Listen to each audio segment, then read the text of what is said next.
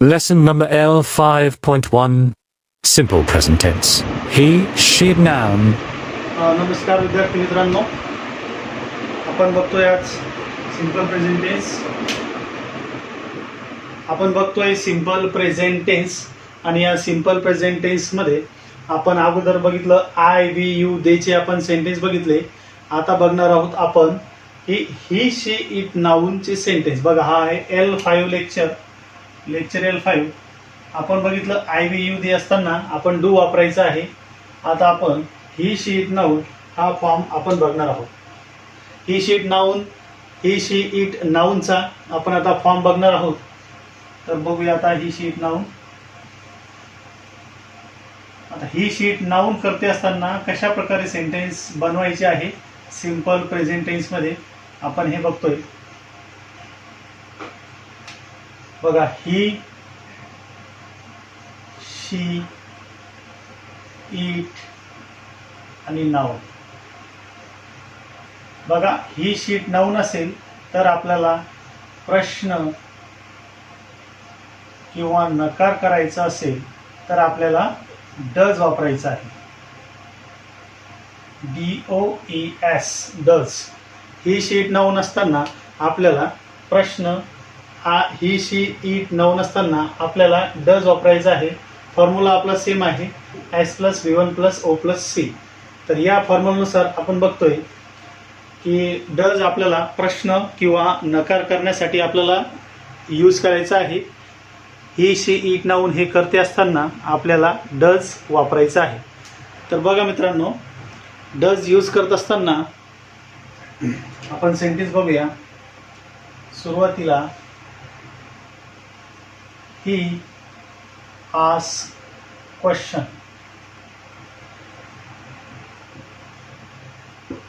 बघा मित्रांनो, यामध्ये थोडा काही रूल्स आहेत ते आपण पहिले आता ही शी इट नाउन यूज करताना आपण रूल्स समजून घेऊया.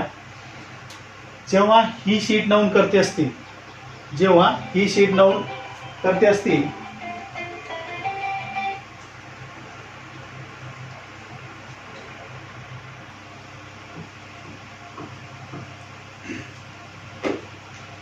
बघा मित्रांनो, ही आस्क क्वेश्चन जेव्हा आपण he she it noun use करतोय तर आपण डजचा वापर करतोय.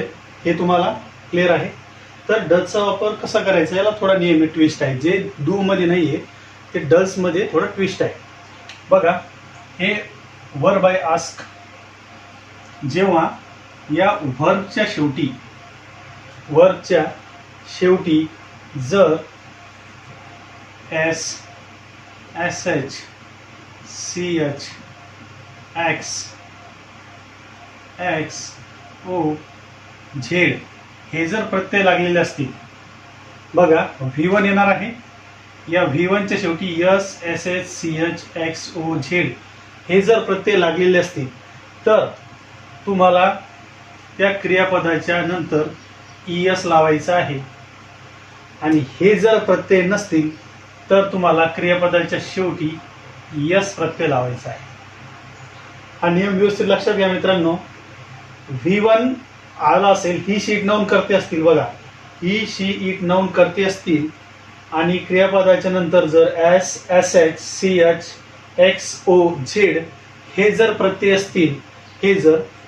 असतील तर तुम्हाला ES लावायचा आहे क्रियापदाच्या शेवटी, नाहीतर यस लावायचा आहे.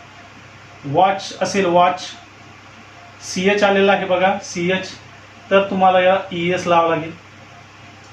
आणि जर समजा आस्क असेल, ask he she it noun करते आहे तर या प्रत्ययापैकी नाहीये तर तुम्हाला याला ES प्रत्यय लावावा लागेल.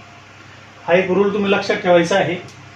जर ही शी इट नाउन करते असताना क्रियापदाच्या शेवटी S, SH, CH, X, O, Z आले असेल प्रत्यय तर तुम्हाला ES लावायचा आहे. आणि हे प्रत्यय जर नसतील तर यस लावायचं आहे. मग हे सेंटेन्स अशा प्रकारचे होणार. ही वॉचेस TV. ओके. आणि हेच सेंटेन्स ही आस्क क्वेश्चन अशा प्रकारचं होणार. बघा, ही आस्क क्वेश्चन आणि ही वॉचेस TV. इथं CH आलंय म्हणून ES लावलंय, इथं K आहे म्हणून इथं आपण ES लावलंय. हे आपण सेंटेन्स हे लक्षात घ्यायचं आहे. येस आणि ईएसचा हा थोडा भाग आहे. तर हा भाग एकदा तुम्ही आपला नोट्सवर उतरून घ्यायचा आहे. पण अगोदर क्वेश्चन समजून घ्या. प्रश्न आता ही यानंतर आपण येस लावणार. ही आस्क क्वेश्चन. ओके, इथं SSCHXOZ पैकी काही नाहीये म्हणून आपण येस वापरला. ही आस्क क्वेश्चन. आता याच्यानंतर बघा, जर आता यामध्ये तुम्ही बघताय की आपण जो एक्स्ट्रा लावला आहे तो काय लावला आहे, इथं ईएस लावला आहे आणि ती येस लावला आहे. ऑलरेडी वाचला ईएस नाही आणि आस्कला येस नाही, तर आपण एक्स्ट्रा येस लावला आहे. तर या सेंटेन्समध्ये जर जेव्हा तुम्ही प्रश्न किंवा नकार करणार असाल तेव्हा तुम्हाला डज वापरायचा आहे. ओके, प्रश्न किंवा नकार करायचा असेल तर तुम्हाला डज वापरायचा आहे. आणि जेव्हा तुम्ही डज वापरसाल तेव्हा जो तुम्ही हा एक्स्ट्रा ईएस आणि येस लावला आहे तो निघून जाईल. बघा, म्हणजे सरळ सरळ या डूला ईएस प्रत्यय आहे म्हणून ईएस प्रत्यय ईएस आणि ईएस ऑलरेडी आहे म्हणून आपण याला डज म्हणतो. आणि हा डज जर वाक्यामध्ये आला असेल तर तुम्हाला हा जो तुम्ही एक्स्ट्रा ईएस आणि येस लावला आहे तो निघून जाईल. बघा, थोडं कन्फ्युजन आहे म्हणून आपण स्टेप बाय स्टेप याला बघणार आहोत. ज्या प्रकारे आपण सराव करणार आहोत बेसिक टू ॲडव्हान्स, त्या सरावामध्ये तुमचे डाऊट्स आणखी क्लिअर होतील. त्यामुळं थोडं आपण लक्ष द्यायचं आहे. व्हिडिओ स्किप न करता पूर्ण बघायचा आहे. बघा, ही आस्क क्वेश्चन येस लावला आहे आणि डज आला असेल जेव्हा प्रश्न नकार करण्यासाठी ज्या प्रकारे आपण तिकडे IVU मध्ये डू वापरला त्याच प्रकारे इथं आपल्याला डज वापरायचा आहे. तर बघा, आपण बघतोय तर ही आस्क क्वेश्चन, त्यानंतर ही आता इथं आपण नकार करायचा आहे म्हणून आपण इथं डज नॉट आस्क क्वेश्चन असं लिहिणार आहोत. हे निगेटिव्ह सेंटेन्स आहे. बघा, आता इथं डज आला आहे तर हा जो एक्स्ट्रा आपण येस लावला आहे तो इथं लावलेला नाही, म्हणजे पूर्ण झालेला आहे. कारण वाक्यामध्ये डज आल्यास क्रियापदाचा लावलेला यस ईएस प्रत्यय निघून जातो. त्यामुळे हे व्यवस्थित लक्षात ठेवायचं आहे. क्रियापदाचा लावलेला यस ईएस हा प्रत्यय निघून जातो. ही आस्क क्वेश्चन, त्यानंतर ही डज नॉट आस्क क्वेश्चन. बघा, त्यानंतर आता प्रश्न करायचा आहे तर हा डज सुरुवातीला वापरावा लागेल. Does he ask question. Does he ask question हा प्रश्न झाला आहे. ही आस्क क्वेश्चन तो प्रश्न विचारतो. ही डज नॉट आस्क क्वेश्चन तो प्रश्न विचारत नसतो. डज ही आस्क क्वेश्चन तो प्रश्न विचारतो का, आणि आपल्याला इंट्रागेटिव्ह निगेटिव्ह करायचं आहे. डझंट ही आस्क क्वेश्चन तो प्रश्न विचारत नसतो का. तो प्रश्न विचारतो, तो प्रश्न विचारत नसतो, तो प्रश्न विचारतो का आणि तो प्रश्न विचारत नसतो का. बघा मित्रांनो, व्यवस्थित समजून घ्यायचं आपल्याला. बघा, he ask question he she it noun आल्यास, ही शी इट नाऊन आल्यास क्रियापदाच्या शेवटी जो SSCHXOZ आलेला आहे. बघा, आपण थोडंसं त्याला समजून घेऊया. यस ईएस मी परत लिहितो, थोडं व्हिडिओमध्ये एडिटचा विषय येतोय. बघा, V1 आलं असेल तर त्याला V1च्या शेवटी जर SSCHXOZ हे जर आले असतील तर तुम्हाला ईएस लावायचं आहे, आणि हे जर प्रत्यय नसतील तर तुम्हाला यस लावायचं आहे.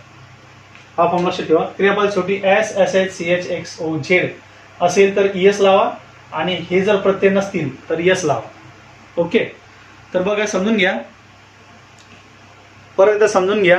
ही आस्क क्वेश्चन, या आस्कला आपण यस प्रत्यय लावला आहे कारण ही शीट नाऊनमध्ये क्रियापदाच्या शेवटी जर SSCHXOZ असेल तर ईएस लावणार, आणि ते नसेल तर यस लावणार. कंपल्सरी यस लावावं लागेल.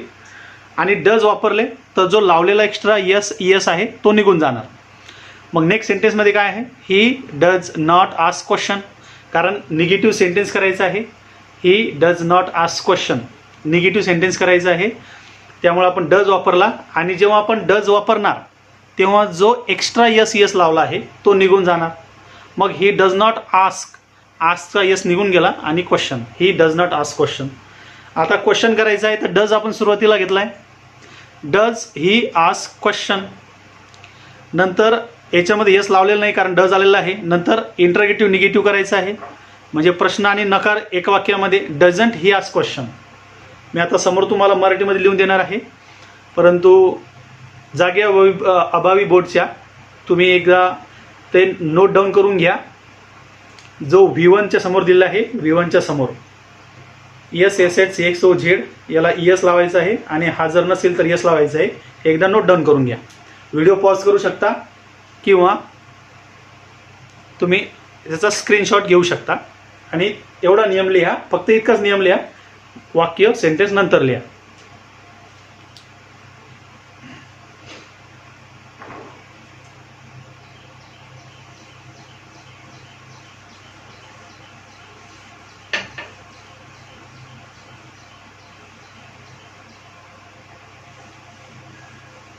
आता बघा मित्रांनो, याचं काय होतंय, ही आस्क क्वेश्चन. हे आस्क क्वेश्चन जर म्हटलं, तो प्रश्न विचारतो. बघा इथे तुम्ही तो प्रश्न विचारतो.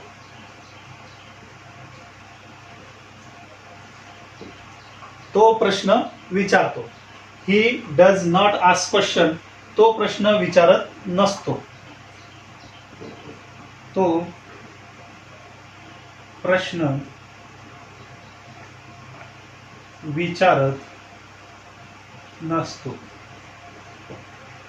बघा नंतर डज सुरुवातीला वापरला आहे. डज ही आस्क क्वेश्चन, तर याच्यामध्ये तो प्रश्न विचारतो का. तो प्रश्न विचारतो का, या शेवटी क्वेश्चन मार्क द्यायचा आहे. नंतर डझंट ही आस्क क्वेश्चन. तो प्रश्न विचारत नसतो का. तो प्रश्न विचारत नसतो का. बघा मित्रांनो, ही आस्क क्वेश्चन, त्याचा अर्थ असा होतो तो प्रश्न विचारतो. ही डज नॉट आस्क क्वेश्चन.